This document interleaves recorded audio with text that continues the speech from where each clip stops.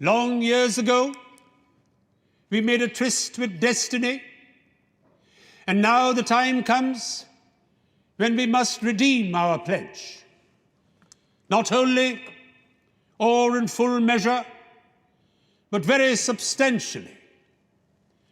At the stroke of the midnight hour, when the world sleeps, India will awake to life and freedom.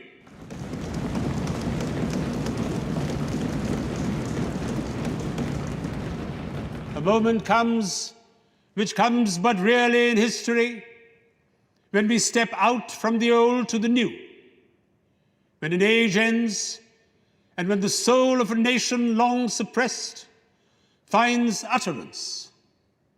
It is fitting that at this solemn moment, we take the pledge of dedication to the service of India and her people, and to the larger cause of humanity.